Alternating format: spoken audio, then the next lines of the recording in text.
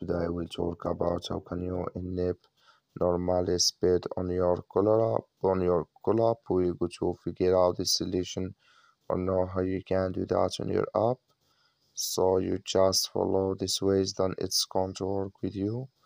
So all you have to do, you just go here, you go above your photo profile, click on it here. So then it's going to show for you a list like this. Then all you have to do now, just go above this sign, click on it. So then it's going to take you to this list. It's going to show for you like this.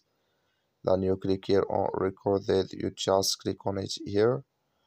So then you come to next step here, you go down, come here to normalize speed, click in this sign. Like you see, this color show for us here. That's my normalize speed enabled with us now here.